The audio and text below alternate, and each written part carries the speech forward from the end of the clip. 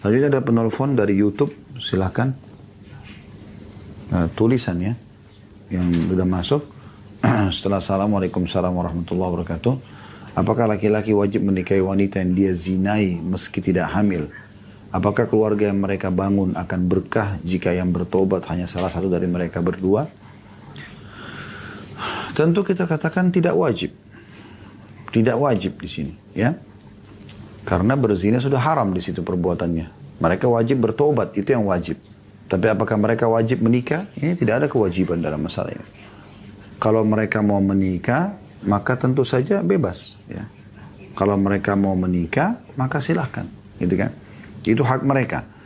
Tetapi kalau ditanya apakah akan berkah, jawabannya iya kalau keduanya taubat. Kalau di sini salah satunya saya tidak. Karena dosa itu akan berefek buruk. Dan tadi kami, kalau Anda ikutin ceramah kami tadi, itu sama. Mereka dalam kondisi, kalau ada pendapatan haram atau ada perbuatan haram akan berefek kepada kemakmuran dan ketentraman hidup. Dari seorang hamba Allah, akhwat 31 tahun, pegawai swasta dari Jawa Timur. Dari nomor 0822 3314 sekian-sekian. Bunyinya, Ustadz, bagaimana jika ibu saya ditinggalkan suaminya tanpa nafkah lahir batin selama 25 tahun dan tanpa mengucapkan kata tolak atau garis miring digantung? Apakah jika ayah saya kembali bisa menjadi layak suami istri kembali? Jawabannya iya, karena belum ada perceraian. Ya, belum ada perceraian. Walaupun selama masa dia meninggalkan istrinya, dia berdosa. Meninggalkan ibu Anda ini, dia berdosa, gitu kan. Tetapi dia di sini masih suami. Dan mereka masih sah suami istri karena belum ada perceraian. Dan ibu Anda juga belum mengajukan hulu yang saya tangkap di sini. Jadi enggak suami tinggalkan, enggak ayah Anda tinggalkan, enggak juga ibu Anda mengajukan ke pengadilan agama misalnya atau ke pemerintah, pengadilan agama, maka berarti belum terjadi perceraian. Baik, selanjutnya dari penelpon yang sudah masuk, silakan. Assalamualaikum warahmatullahi wabarakatuh, Ustaz. Waalaikumsalam warahmatullahi wabarakatuh, silakan. Terima kasih kesempatannya. Mohon nasihatnya, Ustaz. Apa yang harus saya lakukan jika ayah saya selalu menjelek-jelekan anak saya, atau anak-anaknya satu sama lain? Jadi jika tidak ada nakal, menjelek-jelekan anak dia, begitu pun sebaliknya.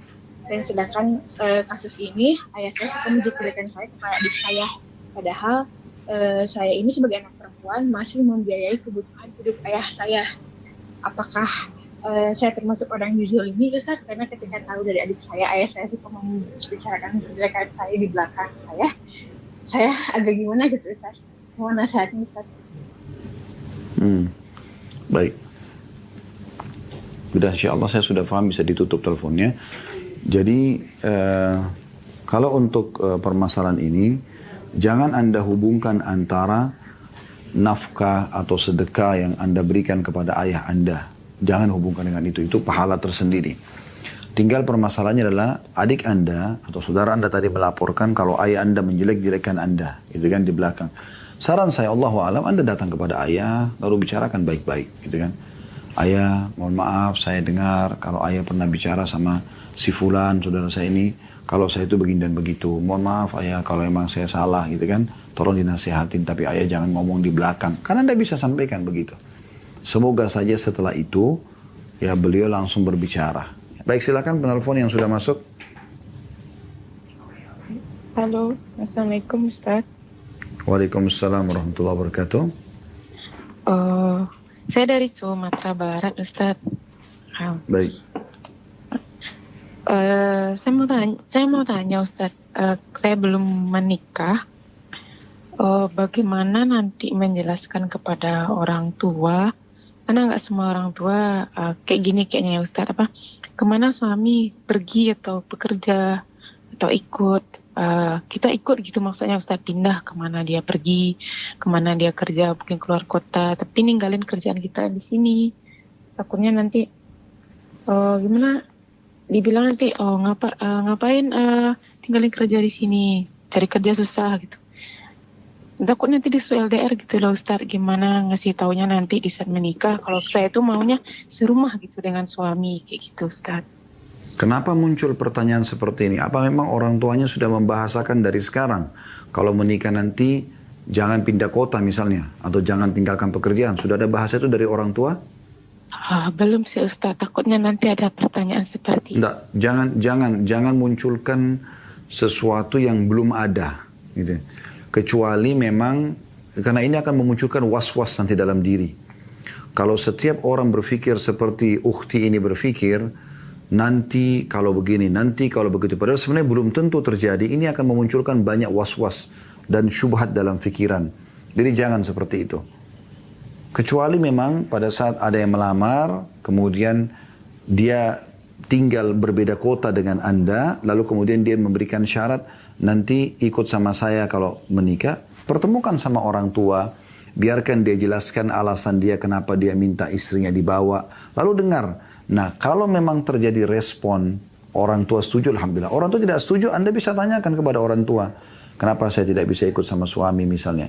Kalau beliau menyampaikan, oh tidak boleh ikut suami karena kami tidak mau jauh dari kamu misalnya dan segala macam. Berikan syarat kepada calon suami. Kalau tidak bisa, Anda bisa berdoa kepada Allah SWT akan didatangkan suami yang bisa seperti yang ibu dan atau ayah Anda harapkan. Anda bisa tetap satu kota. Allahu alam. Itu dari kami. Dari WA yang sudah masuk ya. Dari hamba Allah, seorang akhwat, 32 tahun, ibu rumah tangga, dari Jakarta, dari 0812 9082 sekian. Pertanyaannya bagaimana jika kita sudah terlanjur menikah dan saya baru tahu bahwa suami tidak fasih baca Al-Quran dan kurang tumaknina dalam sholat. Bagi yang belum tahu tumaknina maksudnya ketenangan dalam sholat ya. Suami pun tidak terlalu antusias dalam memperbaiki diri. Sedangkan kami mempunyai seorang anak yang harus dididik. Hal ini membuat kami sering tidak sejalan. Pertama sekali saya mengajak ibu untuk bersabar dalam menghadapi masalah seperti ini. Anda mengucapkan apa yang diajarkan Nabi SAW. Qaddarallahu wa ma sya'a fa'al. Anda bisa ikuti ulang itu. Qaddarallahu wa ma sya'a fa'al. Artinya qaddarallah, Allah sudah takdirkan. Wa ma sya'a fa'al, dan Allah mengerjakan apa yang dia inginkan. Ini anjuran Nabi SAW. Bila ada seseorang yang tertimpa sesuatu yang dia tidak sukai dan sudah terlanjur terjadi, dia mengucapkan itu. Qaddarallahu wa ma sya'a fa'al. Lalu Anda mengucapkan kalimat istirja, yaitu inna lillahi wa inna ilaihi raji'un. Kami milik Allah, kami akan kembali kepada Allah. Lalu Anda lanjutkan dengan doa yang diajarkan Nabi SAW. Allahumma jurni fi musibati wa khlifli khaira minha. Allahumma jurni fi musibati, artinya ya Allah berikanlah aku pahala yang melimpah dari musibahku ini. Wa khlifli khaira minha, dan gantikan aku yang lebih baik darinya. Maksudnya adalah semoga Allah Subhanahu wa taala bila suami ini baik, Allah Subhanahu wa taala akan memberikan beliau hidayah, ya, dikembalikan ke jalan Allah SWT, dan insya Allah bisa menjadi seperti apa yang Anda harapkan. Jadi belajar Al-Quran belum terlambat. Juga tumaknina dalam sholat. Banyak orang yang mengerjakan sholat tapi belum tumaknina karena belum memahami itu adalah sebuah kewajiban dalam sholat. Tapi Anda belum terlambat untuk mendoakan dan mengajak suami untuk bisa memperbaiki itu semua. Dengan cara misalnya memperdengarkan cuplikan ceramah tentang keutamaan sholat, tentang kewajiban tumaknina gitu kan. Kemudian keutamaan membaca Al-Quran dan mentadabburinya. Cuplikan di YouTube banyak, artikel tulisan di Google juga banyak. Anda bisa berikan kepada suami insya Allah. Dari hamba Allah seorang akhwat 39 tahun, ibu rumah tangga, dari Banten, dari 0895 1289 sekian. Setelah salam, Waalaikumsalam warahmatullahi wabarakatuh. Saya ingin bertanya, saya dan suami berbeda pendapat tentang pendidikan anak. Saya ingin anak-anak saya masuk pesantren, tapi suami saya tidak mengizinkan. Baiknya seperti apa Ustaz? Terima kasih. Qaddarallahu ma sya'a fa'al. Allah sudah takdirkan dan Allah melakukan apa yang dia inginkan. Ini karena sudah terjadi ya. Anda sudah terlanjur menikah dengan laki-laki yang memang prinsipnya tidak memasukkan anaknya ke pesantren. Artinya tidak mengarahkan anaknya ke agama. Gitu kan. Sementara Anda berharap. Nah sekarang bagaimana? Sementara ini sudah terjadi gitu. Maka saran kami, Allahu a'lam, yang pertama Anda berdoa kepada Allah Subhanahu wa taala supaya Allah lunakkan hatinya dan dia setuju anak-anaknya masuk ke pesantren. Yang kedua, Anda coba tegakkan hujjah atau argumentasi pada beliau. Bagaimana caranya? Anda datangkan ya argumen-argumen yang kuat dan jelas gitu kan tentang masalah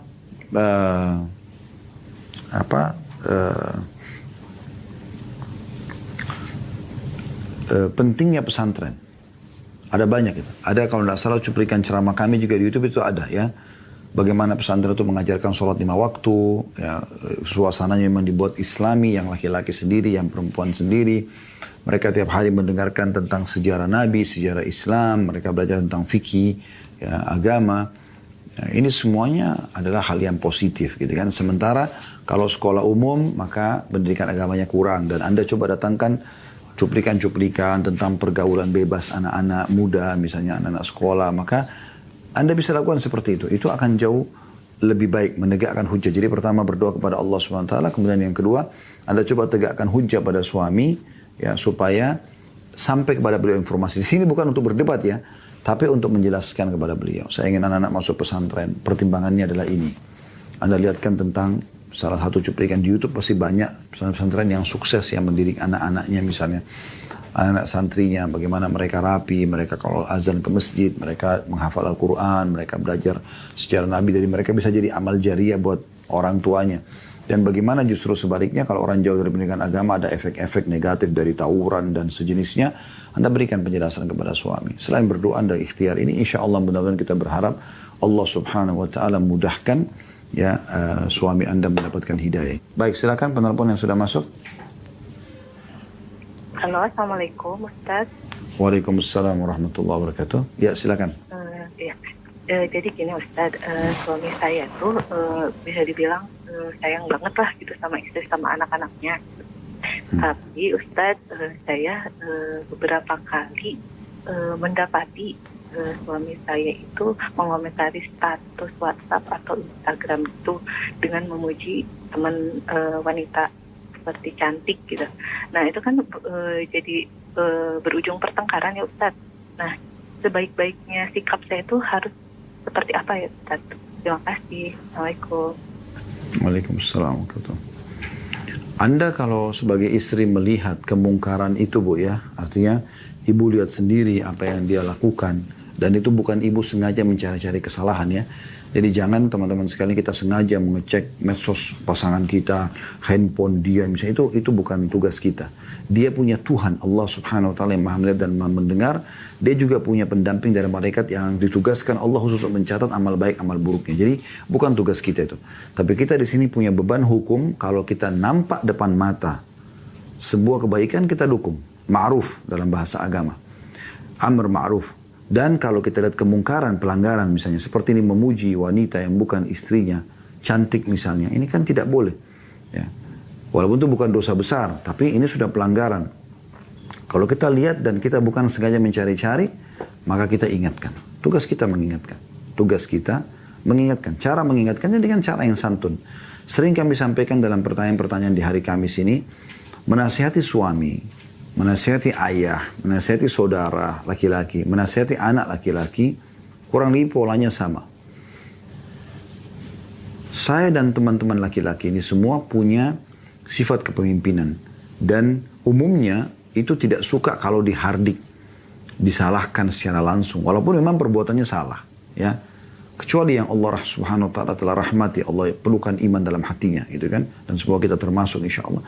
Maka mereka tidak mau. Ya, mereka tidak mau mendengar. Mereka lebih banyak kalau diserang maka defense, mempertahankan diri. Lalu bagaimana caranya? Caranya adalah Anda coba menggunakan bahasa-bahasa yang santun, menyinggung dengan cara yang baik gitu ya. Misal kalau Allah SWT karunia Anda anak perempuan misalnya.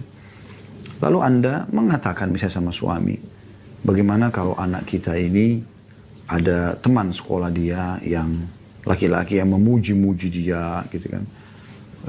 Dan akhirnya mungkin bisa melunakkan hati anak kita dan tertarik pada lawan jenisnya itu. Coba dengarkan responnya dia sebagai ayah gitu kan. Biasanya tentu sebagai ayah tergugah ini ya. oh itu tuh tidak boleh gitu kan. Misalnya seperti itu dan seterusnya gitu. Nah, dan kalau memang seperti itu ya, maka mohon maaf saya sempat melihat ya, ada data kalau misalnya sebut apa nama suami dipanggil apa misalnya, kalau saya menemukan ada seperti ini ya, seperti ini. Jadi menurut saya Allahu a'lam ini dalam pandangan agama sebaiknya jangan dilakukan. Jadi dengan Anda menegakkan hujjah dulu, insya Allah mudah-mudahan bisa menyentuh buat. Baik, selanjutnya penelpon yang sudah masuk silakan. Assalamualaikum Ustaz. Waalaikumsalam warahmatullahi wabarakatuh. Sebelumnya Ya, barakallahu fikum untuk Ustaz, keluarga dan juga Fiki, seluruh barakallah. staf KHB Official Ustaz. Amin. Saya Ummu Alfi Hidayah Bogor. Saya ingin menyampaikan pertanyaan. Sebelumnya saya seorang single parent Ustaz. Saya tinggal di Bogor. Sebelum suami saya meninggal tepatnya 6 bulan yang lalu, beliau sempat bicara dan ngobrol sama saya untuk mengajak saya pulang ke rumah orang tuanya yang sudah tua dan untuk merawatnya begitu Ustaz. Akan tetapi sebelum niatnya tercapai ternyata beliau sudah meninggal Ustaz. Qadarullah Ustaz.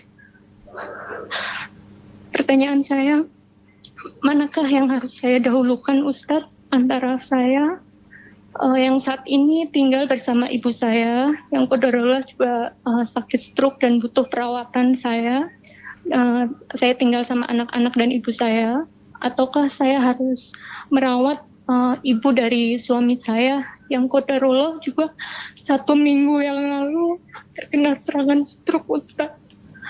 Jazakillah, barakallahu fikum. Wassalamualaikum warahmatullahi wabarakatuh. Waalaikumsalam warahmatullahi wabarakatuh. Pertama Ibu, kalau laki-laki Ibu bilang jazakallahu khairan ya, kalau perempuan jazakillahu khairan. Saya melihat kalau misalnya memang suami pada saat hidup beliau seperti mengharuskan itu, dalam arti kata meminta agar ayo kita pergi nih, bahkan saya hidup atau saya meninggal saya minta supaya kamu ngurus ibu saya, maka ibu jalankan sebagai sebuah wasiat dan sebagai bentuk bakti ibu pada suami gitu. Dan ibu luangkan waktu untuk bisa keduanya diurus gitu. Apalagi kalau ibu bisa gabungkan sangat baik sebenarnya. Dengan cara ibu Anda ajak sama-sama pindah ke sana, atau mertua yang Anda ajak untuk diurus di rumah supaya Anda lebih mudah mengurus keduanya. Dan ini ada keutamaan tersendiri tentunya. Karena semua kebutuhan seorang muslim kalau terpenuhi itu akan sangat besar pahalanya.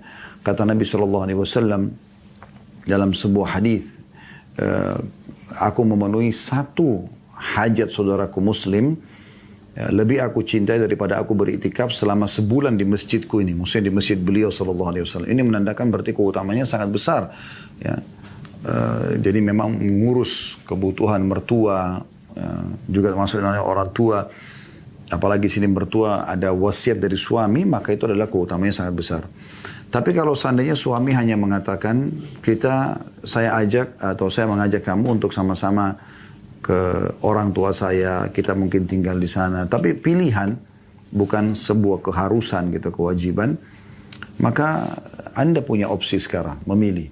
Apakah Anda mau meluangkan waktu untuk tinggal sama mertua dan ibu Anda serahkan kepada saudara Anda, misalnya kalau Anda punya saudara yang bisa mengurusnya, atau seperti saran saya tadi, bagaimana Anda bisa menggabungkan keduanya itu akan jauh lebih baik. Allahu a'lam. Baik, selanjutnya penelpon yang sudah masuk silakan. Assalamualaikum Ustaz. Waalaikumsalam warahmatullahi wabarakatuh. Ya, saya ibu rumah tangga dari Bogor Ustaz. Mau bertanya, bagaimana cara menghadapi suami yang lebih sering diam gitu saat di rumah, kalau ada waktu-waktu senggang, lebih banyak main HP atau nonton TV daripada sekedar ngobrol gitu atau bermain sama istri. Padahal beliau itu baik gitu Ustaz, suka membantu pekerjaan, terus alhamdulillah nafkah juga tercukupi gitu Ustaz. Baik, Ibu jangan tutup dulu. Saya mau tanya, Ibu selama ini sudah coba menggantikan posisi handphone itu. Dalam arti kata begini, kan yang orang itu mengerjakan satu aktivitas karena dia tertarik dengan aktivitas itu kan. Misalnya orang tonton handphone, orang main game di handphone gitu kan. Kan karena ada ketertarikan ya. Kini Mythic Samkok secara resmi online. Apa yang kamu suka? Aku menginginkan 1 juta ingot. Tidak cukup. Aku akan memberimu 10 juta ingot. Keluar. Apa yang kamu inginkan? Nah sekarang posisi setiap istri bila ingin suaminya bercanda dengan dia atau meluangkan waktu buat dia seperti ibu harapkan, harus ibu bisa menggantikan posisi itu. Bagaimana caranya? Ibu coba jadikan bahan introspeksi diri. Selama ini yang suami suka baju apa misalnya, ya, yang kalau ibu pakai dia kayaknya lebih tertarik. Coba ibu gunakan itu. Ibu parfum yang ibu pakai mungkin yang paling dia suka yang mana misalnya. Ibu coba pakai makanan yang dia suka misalnya. Kalau dia lagi ngobrol yang kira-kira obrolan itu membuat dia semangat, ibu buka pembicaraan itu. Misalnya cerita tentang pengalaman dia di kuliah, cerita tentang dia sama ibunya misalnya. Ini saya mau tanya, apa ibu sudah lakukan ini? Nggak, jadi gimana karakter suami saya itu emang diam, Ustadz. Jadi kalau misal dia sama keluarganya, sama ibunya atau sama kakak-kakaknya gitu, kalau lagi ngumpul itu cenderung diam gitu, Ustadz. Malahan ada anak sepupunya bilang ke saya gitu, kalau belum pernah lihat dia ketawa gitu, Ustadz, belum pernah lihat beliau ketawa. Enggak, sekarang gini, maaf, saya potong dulu. Nggak usah dibahas dia dengan keluarganya. Saya sedang bahas ibu sama dia. Ibu kan berharap suami ini bisa lebih meluangkan waktu untuk Anda sebagai istri kan? Ya. Ya itu. Jadi itu yang saya ingin fokus. Nggak usah bahas dia sama keluarganya. Dia pendiam kah? Dia jarang tersenyum kah? Itu dia sama keluarganya. Tapi belum tentu sama ibu seperti itu. Ya, resiko ibu sekarang menikah sama laki-laki gitu, pendiam seperti ini tinggal bercanda gitu. Sebentar, Bu. Tapi akhir-akhir ini gitu sudah sekitar 3 tahun. 3 tahun ini setelah punya tempat sendiri gitu, setelah berpisah dari mertua tempat tinggalnya gitu, Ustaz. Kenapa? Setelah berpisah kenapa? Iya, jadi sebelumnya komunikasi kita tuh biasa gitu, lancar. Tapi setelah pindah ke tempat sendiri, ke rumah sendiri gitu, pindah ke tempat pindah dari mertua, dari pindah dari rumah mertua ke tempat sendiri itu jadi berubah gitu, lebih diam, jadi saya juga kadang bingung, Ustaz, jadi segan. Saya juga, anak-anak juga sama, Ustaz, anak-anak juga segan gitu, sama, kadang saya juga bingung. Oke. Ibu harapkan seperti apa suaminya? Iya, bisa ngobrol gitu, pulang kerja langsung ke anak-anak gitu, atau enggak apa gitu. Pernah saya juga tanya gitu, kalau pulang kerja ditanya gitu, gimana kerjaannya, capek enggak, kalau capek enggak kerjanya, kata saya gitu. Sudah siapin minum, makanan saya sudah siapin. Saya pernah tanya gitu beberapa kali, cuman dia jawabnya, ya namanya juga kerja, capek lah katanya gitu. Terus masalahnya apa ini? Saya belum paham. Maksudnya ibu berharap dia lebih supel, dia lebih romantis begitu? Waktunya gitu, Ustaz. Kalau dia ada di rumah, kalau lagi libur, dia itu sukanya lebih cenderungnya lihat handphone. Nah itu yang saya kasih jawaban tadi. Jadi ini pernah kami ditanyakan pertanyaan yang sama. Saya udah bilang, pada saat ada suami yang lebih sibuk melakukan satu aktivitas di rumah yang ibu merasa akhirnya lebih baik diluangkan waktu buat dia, ibu coba menggantikan posisi itu. Kalau misalnya dia melakukan sesuatu aktivitas di handphonenya yang memang itu dia butuhkan, dalam arti kata memang itu sebuah kebutuhan bagi dia, ibu biarkan dulu. Tapi nanti bagaimana caranya di waktu tertentu, misalnya dia sudah setengah jam, 1 jam, ibu luangkan waktu dengan cara yang berbeda yang mungkin bisa menarik perhatian dia, Bu. Tadi saya sudah bahasakan dari pakaian, dari obrolan, dari segala macam hal yang bisa melahirkan suasana yang berbeda gitu. Memang ini sedikit butuh dobrakan kadang-kadang, Bu, ya, dari seorang istri. Karena kebanyakan suami itu, mereka ada yang langsung frontal membahasakan ke istri, mengatakan, saya tuh pengen loh kalau istri saya tuh begini dan begitu. Cuma kadang-kadang istrinya nggak ngeh. Atau ada suami memang yang tidak membahasakan itu. Cuma dia berharap perubahan terjadi dari istrinya gitu. Sederhana, sekarang kalau kita mau orang ngobrol sama kita, apa yang harus kita lakukan? Kita harus punya tema yang menarik. Kita punya harus retorika yang menarik. Gitu kan? Itu sama suami atau sama orang lain kan. Supaya orang itu mau interaksi ngobrol sama kita gitu. Kita punya sebuah produk yang bisa kita tawarkan ke dia. Kalau umumnya sih suami istri mungkin ya, dengan penampilan yang menarik, dengan anak-anak. Jadi begitu suami pulang, anak-anak ditaruh dulu di satu ruangan, misalnya mereka ditidurin atau diberikan tugas apa, Anda meluangkan waktu khusus berdua dulu dengan suami. Kayak makan Anda temani, Anda sendokan, Anda suapi dia kalau dia mau. Minimal temani dia. Setelah selesai, ibu tentu dengan penampilan yang menarik pada saat itu, ibu lebih tahu seperti apa yang suami ibu suka. Dengan pakaiannya, dengan segala macam gitu. Mungkin ibu ingat apa yang pernah suami bahasakan. Mungkin dia pernah belikan hadiah baju, dia tunjukkan, dia belikan kan berarti dia pengen ibu pakai misalnya. Ibu pakai, mungkin ada pernah ibu dandan dengan pola tertentu, lalu kemudian dia tertarik, maka ibu lakukan itu. Mirip dengan kasusnya, kalau ibu pernah dengar Ummu Sulaim radhiyallahu anha. Kalau Anda belum tahu, saya ingatkan. Kalau sudah ingat, saya coba reviewkan, mengingatkan kembali. Jadi Ummu Sulaim radhiyallahu anha ini menikah dengan seorang laki-laki. Dia kebetulan janda waktu itu. Dia nikah sama laki-laki namanya Abu Talha. Abu Talha ini sahabat dekat suaminya dulu. Suaminya bernama Malik, meninggal dalam keadaan kafir. Dia menikah sama Abu Talha. Nah, pada saat itu dia hamil dan punya anak laki-laki. Abu Talha ini sangat gembira karena punya anak dari Ummu Sulaim. Subhanallah, anak itu baru lahir berapa saat, sakit keras. Abu Talha merasa prihatin. Sampai tiba di waktu maghrib, dia bilang sama Ummu Sulaim, saya mau ke masjid dulu. Insya Allah nanti habis sholat isya, saya kembali lagi. Tolong anak ini dijaga baik-baik. Baru berapa langkah dia keluar, meninggal dunia. Anak tersebut. Maka kata Anas ibn Malik, anak Ummu Sulaim dari suami pertamanya. Suami pertama namanya Malik. Nah, Anas ibn Malik. Dia banyak meriwayatkan hadis. Dia ini mengatakan pada hari itu, pada malam itu, ibuku mengatakan, jangan ada yang menyampaikan kepada Abu Talha tentang meninggalnya anaknya, biar saya sendiri. Dan ibuku pada malam itu masak masakan yang belum pernah seenak itu dan dandan belum pernah secantik itu.